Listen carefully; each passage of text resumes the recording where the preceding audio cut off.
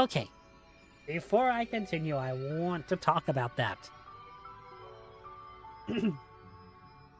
There is a lot that just happened.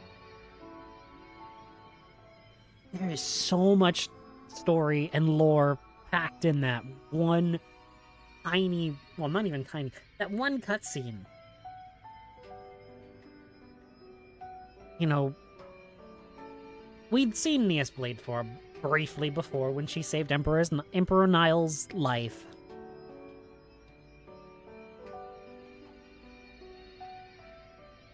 And I absolutely love the cutscene with Nia revealing that she's a blade. That she's a flesh eater, even. There's a lot of people that say that that cutscene means a lot of different things to them. And I love that Nia's story can be interpreted in so many different ways. You know, some people interpret it as Nia getting over past trauma, which it is. There's also, you know, people treat it as an allegory for coming out for any number of things, which I absolutely could see it. And, you know, there are so many interpretations. Those are the two most common that I have seen online, and I love... That's why I love Nia. I love that Nia, as a character, can speak to so many different people. Just with her arc, with her story. I love it.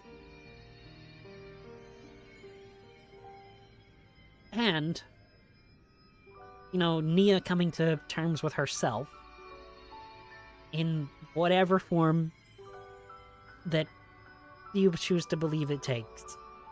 I believe it's, you know, I believe it is 100%... 100% word I'm looking for. 100% viable? Truthful? I think any interpretation you get from that is perfect. It is something that can be interpreted so many ways.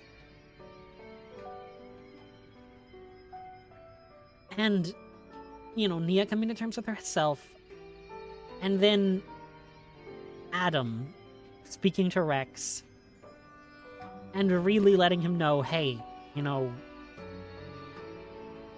Pyra and Mithra feel the same about themselves as what you just saw. You know, they are scared of their true self. They're scared of their true power. And it is, you know, if you want to be with them, you help them through that. You help them through all of their doubts, all of their past trauma. And that's how you really, truly become their driver, their partner.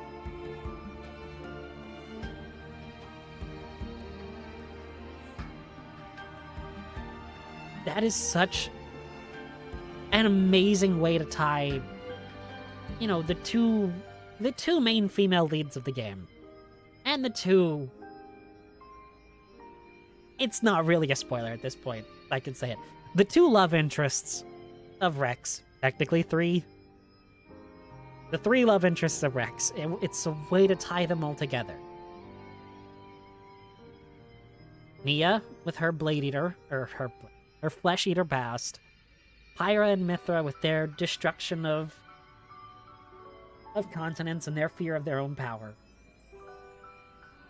And through Rex, all three of them are able to start to move past it and accept themselves. I love it.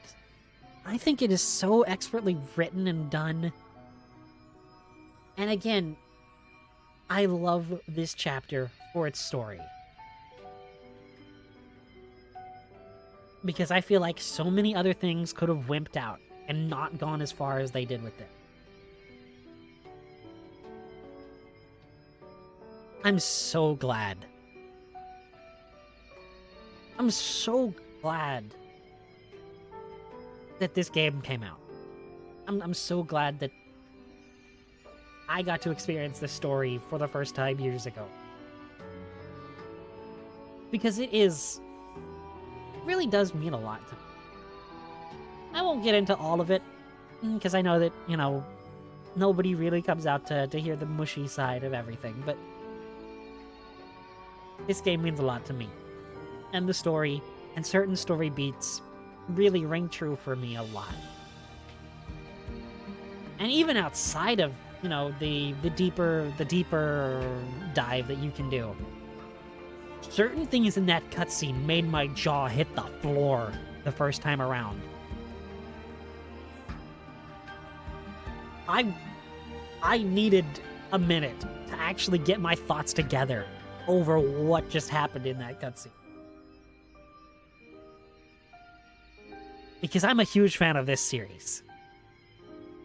And if you're a huge fan of this series, and you know what certain things meant in that,